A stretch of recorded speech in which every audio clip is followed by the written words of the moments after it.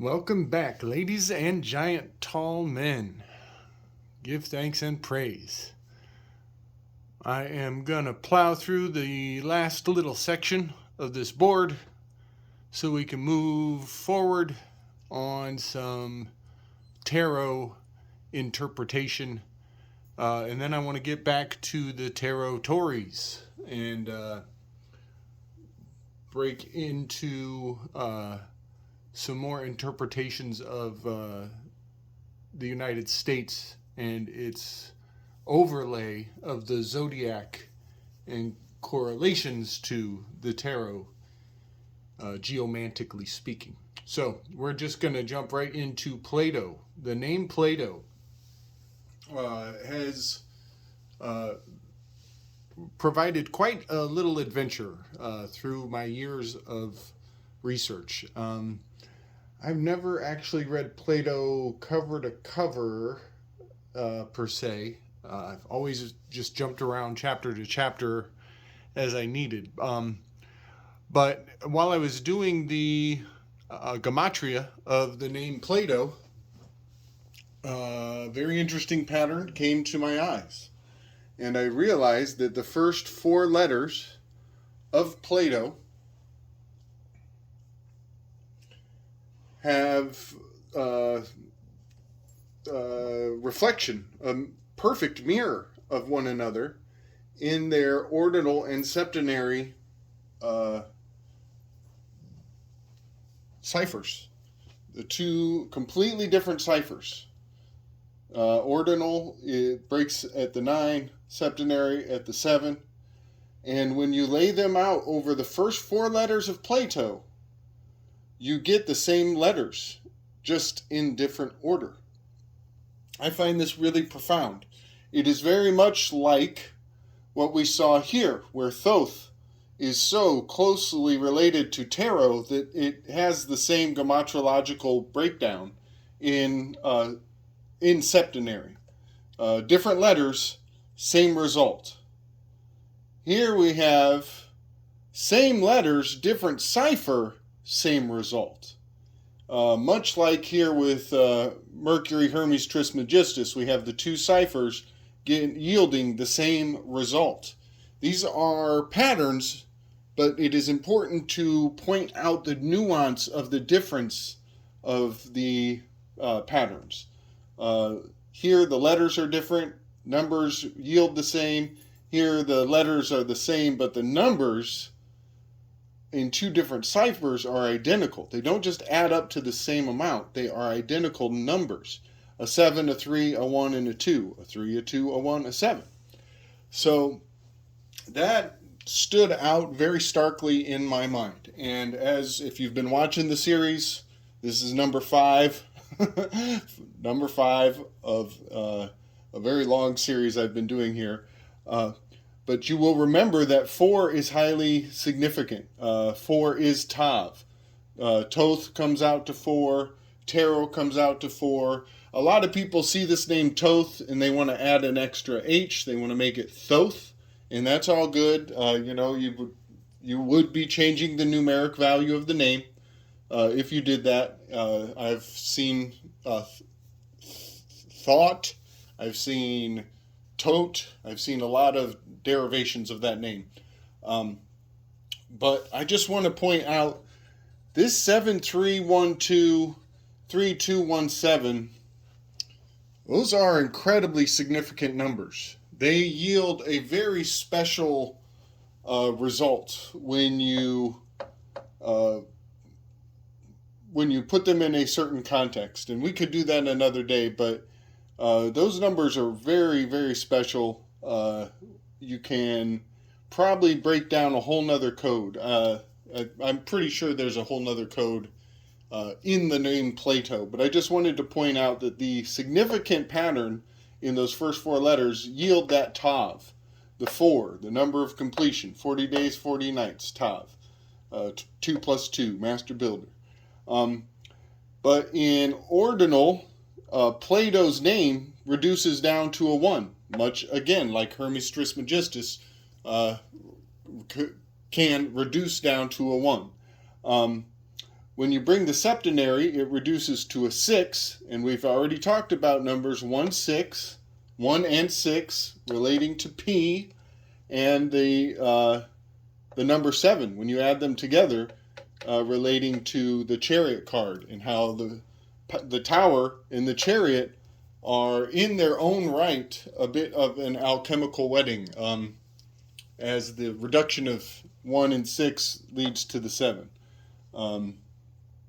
Side by side, it would be a 7 and a 7, which I've talked about, that pointing towards Venus in the past. I wanted to, I kind of got off on, started on Mercury and ended on Venus with my last video, and I wanted to talk about that a little bit. Mercury and Venus have a very interesting relationship. They both serve as the morning star interchangeably throughout mythology, and it is important to be able to distinguish between the two. They are both inside the solar system from us, closer to the sun. They have very similar dynamics in that they mark the arrival of the sun in the morning, and they are also the evening star at night, interchangeably, because their positions are slightly interdynamic throughout the year, different times of year. And there is a lot of interplay between the characters of Mercury and Venus. And I just want to point out that Venus is closest to Earth. It is the next one in, the next ring in, closer to the sun from us. And Mercury is the closest planet to the sun. So there is a bit of a mirror going on there. But Mercury, because it rotates around the sun so quickly, 88 days, it technically spends more time in proximity to Earth than Venus does. Because Venus's rotation is 225 days, she takes quite a long time to get around the sun. Mercury has come around many times and expressed proximity to Earth almost twice as fast, almost 3 times as fast as what Venus can express as it returns and leaves its proximity to Earth. So technically speaking, Venus is the second closest planet to Earth, and Mercury spends more time throughout the year in proximity to Earth than Venus does. So that is a very nuanced explanation of the fact that Mercury is technically the closest planet to Earth, and technically Venus is the second closest. So right there you can see how Mercury, it's like the turtle in the hare. Mercury is like the hare. It can run laps around the sun and win the trophy of who is the closest, who is the most proximal. And Venus, it takes a very long time for Venus to come around, even though it is the next ring in on the hierarchy of planets in the solar system. So there you have, you have the story of the turtle and the hare. You also have the story of Set versus Osiris. And I believe there's an Egyptian myth about 2 brothers who had a race. And the one brother just walked circles around mother while the other brother ran off on the race. And the brother who ran circles around mom gained her favor and won the race. So just wanted to point that out. Venus and Mercury have a very, very dynamic relationship, kind of makes me think of the Lover's card, the twin, that they're related. They are in the family. They're inside the rings of the solar system. They're young. So, they're both young. I mentioned newborns, that Mercury has a newborn story. And I've also mentioned that Velikovsky believes Venus is the newest planet. So there you have 2 planets with a newborn component to their mythology. So I think I'm going to close it off. I want to do a little walk around with the camera and give you some You know, a look at number 4, the Emperor card, which would have to do with Tav. You can see he's got the Ankh in his hand. He's got the ball, the globe, in the other hand. Um, yeah, I'm just going to bring this in, walk it around. Still waiting for answers on how is the Tower card, number 16, related to the Chariot card, number 7. Other than the obvious that I've already pointed out, 1 and 6 equals 7. Other than that, what can you tell me about chariots and towers? All right, bring the camera up. We can give it a look-see, and we can go into some new subject matter. So there's your Emperor, aka Guardians of the Galaxy 2. There's your Tower, aka the Ant-Man movie, with the priests falling out of the tower, getting struck by a directed energy beam. There's your Justice card, aka one of the Thor movies, I think number 3. There's your Temperance, that's your Captain America Civil War. There is the Cairo Lion, the Carolinas. Also Captain America 2, the Winter Sojourn. You're breaking across the fall equinox and going into a winter sojourn, winter soldier.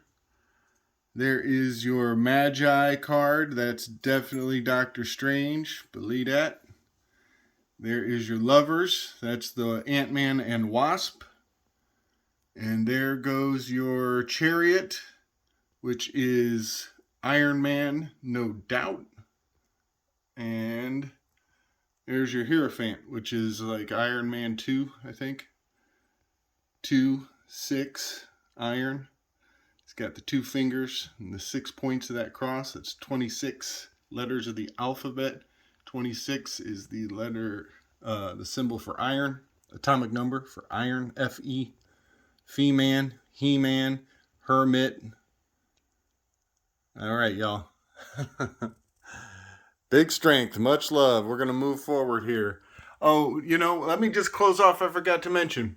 So all of these archetypes have something in common. They are carrying something. The 3 magi from the east were carrying gifts. Hermes is carrying a staff. Thoth is always depicted holding a stylus. Ganesha has the tusk. The Magi is holding the wand. I just want to point out that Hermes is always shown carrying an implement. You could almost guess that they were sanctifying a certain digit, a certain number. And I would even say that this is all an homage to the thumb, to the opposable thumb that gives you the ability to hold something. That is the beginning of intelligence, you know. The scribes, the scarab beetle, the dung beetle. To be a scribe, you need an implement. You need a stylist. You know, you need a magical wand. I'm quite sure, you know, he's got his scepter, you know, here he's got his little staff, you know, and here he's got his little ankh, and here she's got her, you know, her sword. All of these, hermeneutically speaking, they all are holding some sort of tool or implement. And I think what we're talking about is the sword of fire from Genesis, from the beginning, the very first, you know. And I believe that 0.1 is the beginning of delving into the underworld, crossing over the threshold and going into, you know, fractional reserve banking. The anointed one could have much to do with the idea of fractality, fractals, going into the underworld. And I'm going to kind of ride that theme into the next video as we delve a little deeper into Hermes. And I got a pop quiz for everybody a little scavenger hunt through the tarot deck coming up. Much love and strength, y'all.